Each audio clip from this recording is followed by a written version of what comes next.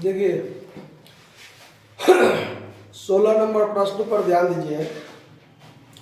16 से पहले आपको 14 और 15 नंबर प्रश्न सेम टू सेम 12 नंबर की तरह ही था, जो बैक कैलकुलेशन मेथड से आपको कैलकुलेशन ऑफ इंटरेस्ट करना था। 16 नंबर में क्या है कि जब ब्याज की दर ना दी गई हो, जब ब्याज की दर ना दी गई हो तो फिर दिया क्या रहेगा? तो इसमें दिया रहेगा कैश प्राइस और दिया रहेगा आपको हायर परचेज प्राइस। देखिए सवाल क्या कहता है कि 1 जनवरी 2010 को किराया क्रय पद्धति पर बेची गई एक मशीन का नगद मूल्य 50,000 है। मतलब ये कि जब हम संपत्ति खरीदे, अगर उस समय में हम नगद पेमेंट करते तो हमको 50,000 में संपत्ति क्या होता, मिल जाता। और हमने क्या किया तो 10,000 तुरंत भुगतान कर दिया और शेष राशि 11,000 की दर से 4 समान तिमाही किस्तों में पेमेंट किया है। मतलब 11,000 का 4 किस्त दिए हैं, 11,000 का 4 किस्त दिए हैं, यानी 11,000 क्लियर। और 4 समान तिमाही, मतलब हर एक 3 महीना के अंतराल पर हम 11,000 किस्त का पेमेंट किए हैं। ठीक है, तो कहता है कि प्रत्येक किस्त में बकाया राशि पर ब्याज शामिल है, यानी 11,000 के किस्त में ब्याज इंक्लूड है और प्रत्येक किस्त में शामिल ब्याज को निकालिए और किराया क्रेता के पुस्तक में किराया विक्रेता का खाता बनाइए। अच्छा, अब यहां पर यह बात देखिए कि किस्त की राशि पता है लेकिन रेट ऑफ इंटरेस्ट पता नहीं है। तो ये बात आप समझिए कि जब ऐसा कंडीशन हो जाए तो वैसा में हमको जो ब्याज निकालना है वो जितना अमाउंट बकाया होगा उस बकाया अमाउंट के अनुपात में ब्याज भी होगा।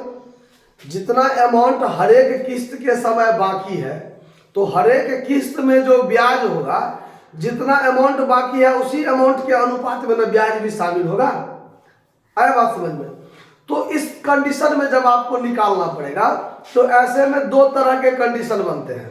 एक कंडीशन जब किस्त की समय अंतराल, किस्त का समय अंतराल भी समान हो, समय अंतराल क्या हो, समान हो, तो इस अनुपात में आसानी से आप निकाल सकते हैं बकाया में। लेकिन उसमें क्या कि समान किस्त भी, क्या कहते हैं, टाइम पीरियड भी समान है और किस्त की राशि भी क्या है, समान है। आया बात समझ में? किस्त की राशि भी समान है, बराबर बराबर में 11,000 का, और हर एक क्या कहते हैं किस्त का जो समय पीरियड है, गैप, ये भी समान होगा तो इजी होगा। अगर मान लीजिए समय अलग अलग अंतराल में हो या अमाउंट अलग अलग हो तो फिर उस अनुपात में ब्याज निकालने के लिए एक प्रोडक्ट मेथड बनता है जो 17 और 18 नंबर उस टाइप का है। 16 एकदम आसान है। देखिए कैसे हम लोग ब्याज की गणना करेंगे और वो बकाया राशि के अनुपात में ब्याज भी होगा। देखिए कैसे, तो सवाल में होता है क्या, इंटरेस्ट बराबर hire purchase price minus cash price.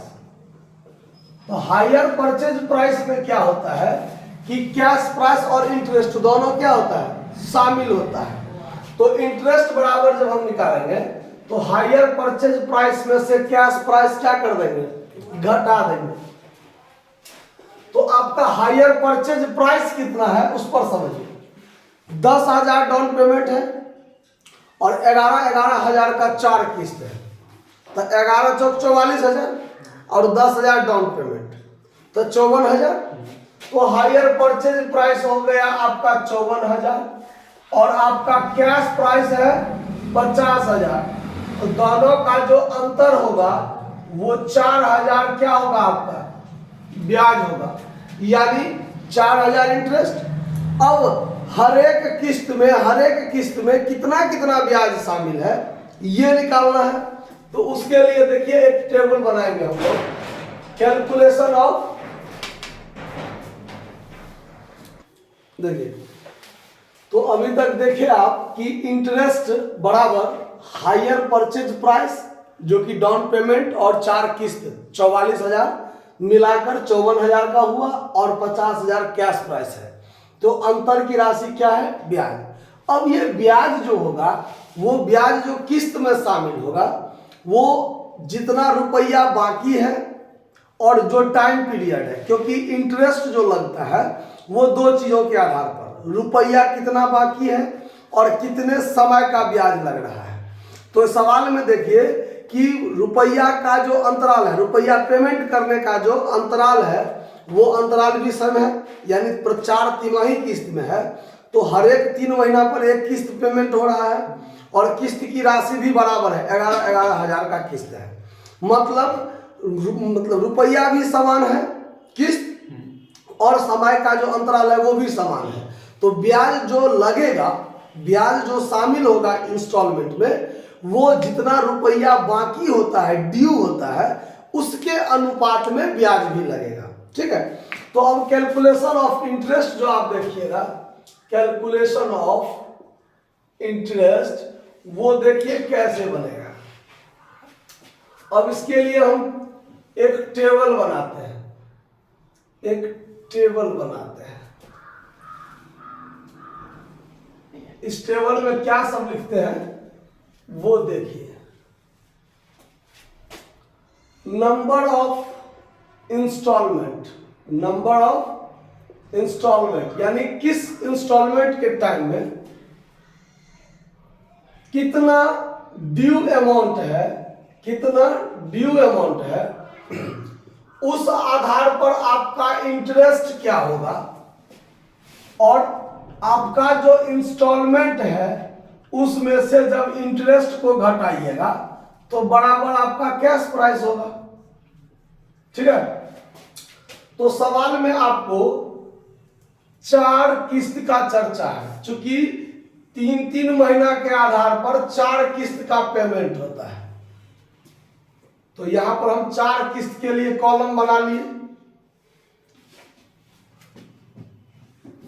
देखिए जब हमारा फर्स्ट इंस्टॉलमेंट का टाइम था, फर्स्ट इंस्टॉलमेंट का टाइम था, चूंकि 4 किस्त में पहले किस्त के समय कितना रुपया बाकी था? 54,000 रुपया में 10,000 तो डाउन पेमेंट हो गया, 10,000 पर तो ब्याज का कोई सवाल ही नहीं पैदा होता है। तो 4 किस्त बाकी था। कितना किस्त बाकी था? 4 किस्त। कितना का किस्त? 11,000 का किस्त। मतलब पूरा बाकी अमाउंट कितना था? फर्स्ट इंस्टॉलमेंट के समय हमारा बाकी रुपया कितना था? 44,000। ठीक।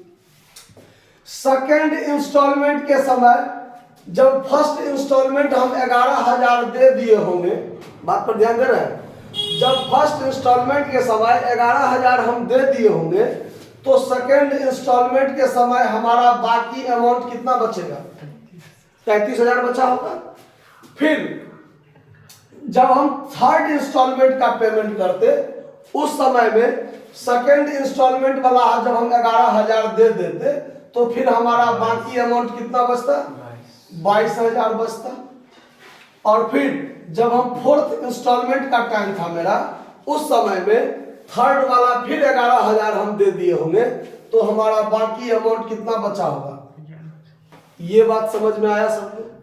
कोई दिक्कत नहीं ना? दिक्कत अगर आप और अगर इसको कॉलम को अगर बढ़ाइएगा तो बढ़ा सकते हैं। एक दे दीजिए इंस्टॉलमेंट, जैसे मान लीजिए अगर हम इसी में अगर हम इसको ठीक कर लें तो थोड़ा सा अगर हम ऐसे कर दें, थोड़ा सा अगर हम इसको एक कॉलम और अगर हम इसमें दे दें ऐसे करके, ठीक है, यहां हम इंस्टॉलमेंट का जिक्र करते हैं और यहां ड्यू अमाउंट का जिक्र करते हैं।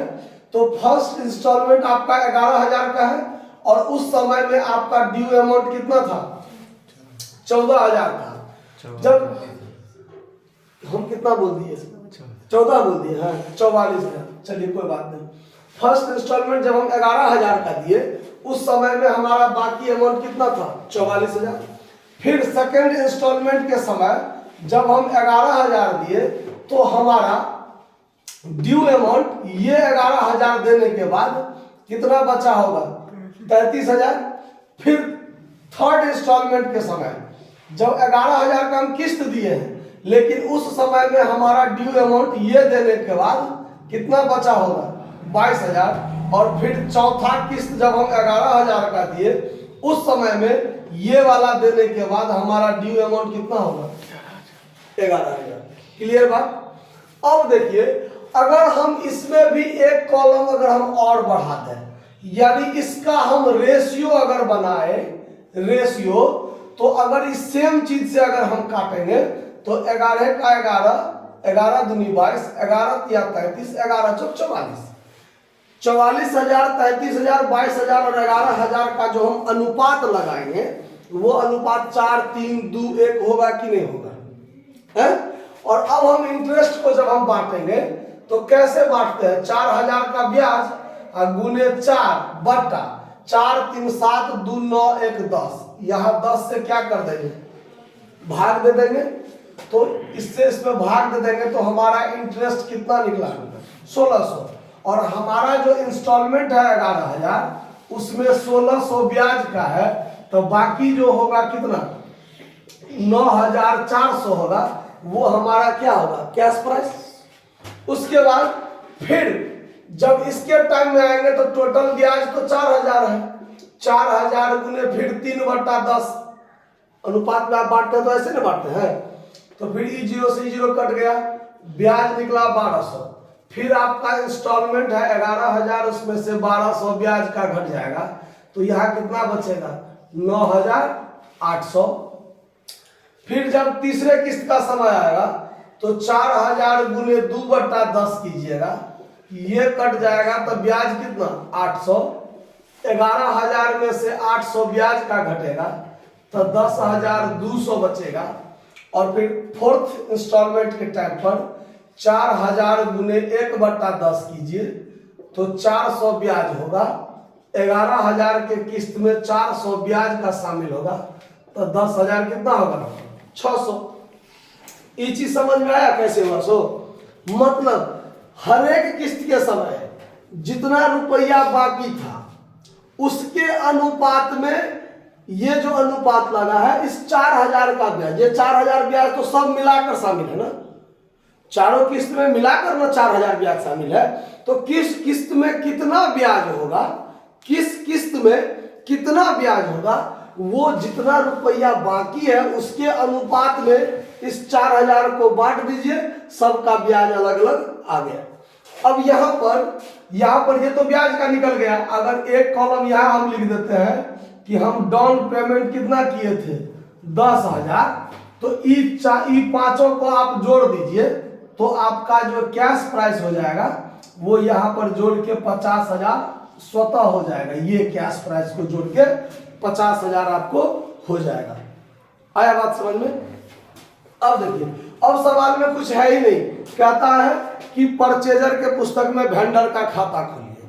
तो in the books of purchaser के पुस्तक में हायर वेंडर का खाता, तो हायर वेंडर का नाम दिया हुआ है कि किसने किससे खरीदा? नहीं, नाम नहीं दिया हुआ है। तो in the books of hire purchaser, और उसके पुस्तक में हायर वेंडर का खाता खोलना है, हायर वेंडर अकाउंट। तो कैसे खोलते हैं? खोलना तो आप लोग को आता है।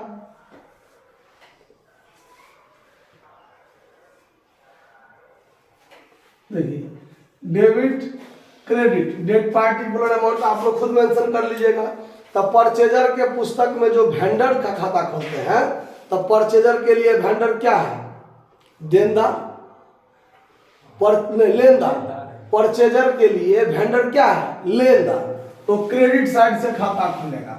टाइम दिया हुआ है, 1 जनवरी 2010 को। तो 1 जनवरी 2010, जनवरी 1 को, और खाता क्लोज हो रहा है 31 दिसंबर को। ये भी क्लियर नहीं है? नहीं क्लियर है तो हम यही मानकर चलेंगे। एक साल में 4 किस्त में पेमेंट भी न हो जा रहा है तो सवाल भी बनेगा 1 साल के लिए। खाता जो खुलेगा वो एक ही साल में सारा काम हो रहा है। 2010 जनवरी 1 को बाय संपत्ति का नाम क्या है? मशीन। संपत्ति का नाम क्या है? मशीन। कितना में खरीदा है? 50,000। तो कैश प्राइस कितना देंगे हम? 50,000। फिर डाउन पेमेंट कर रहे हैं 2010 जनवरी 1 को डाउन पेमेंट कर रहा है, तो टू कैश अकाउंट 10,000। ये क्या हो गया? Down payment. अब उसके बाद हर एक 3 महीना का जो पीरियड होगा, तो जनवरी 1 के बाद 3 महीना कब पूरेगा? जनवरी, फरवरी, मार्च। मार्च 31 को, उसके बाद जून 30 को, उसके बाद सितंबर 30 को, उसके बाद दिसंबर 31 को। यही ना पूरेगा? दिसंबर 31 को होगा कि नहीं होगा? जनवरी 1 जनवरी को खरीदा, 3 महीना का होगा, तो जनवरी पूरा, फरवरी पूरा, मार्च पूरा, अंतिम मार्च 31 को। जून, उसके बाद अप्रैल, मई, जून, अंतिम को जुलाई, अगस्त, सितंबर, अंतिम को, और अक्टूबर, नवंबर, दिसंबर, अंतिम को। तो अब हम क्या करेंगे? बार बार यही ना एंट्री बनाएंगे। Bye interest account, bye interest account, bye interest account, bye interest account. इस तारीख को जब हम ब्याज लगाएंगे तो 1600 देंगे, और जब हम किस्त का पेमेंट करेंगे मार्च 31 को, तो टू कैश अकाउंट इंस्टॉलमेंट कितना का? 11,000। फिर जून 30 को बाय इंटरेस्ट कितना करेंगे? 1200। और फिर जून 30 को जब किस्त का भुगतान करेंगे तो टू कैश अकाउंट 11,000। फिर सितंबर 30 को बाय इंटरेस्ट 800, और फिर सितंबर 30 को किस्त का भुगतान करेंगे टू कैश अकाउंट 11,000।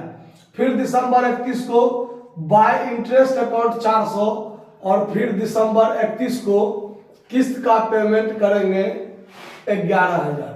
क्लियर? अब जब ये टोटल हो जाएगा, टोटल हो जाएगा, तो ई पूरा को जोड़िएगा तो 54,000, और ई पूरा को जोड़िएगा तो 54,000। दोनों साइड बराबर हो जाएगा, कोई सीडीबीडी की जरूरत नहीं, क्योंकि एक साल के भीतर ही किस्त का पेमेंट क्या हो रहा है? 4 किस्त है, और चारों किस्त का पेमेंट हो जा रहा है। तो इस बात को समझने में कोई दिक्कत हुआ? क्लियर कीजिए, कोई दिक्कत है तो? नहीं है, नोट कर लीजिए। धन्यवाद।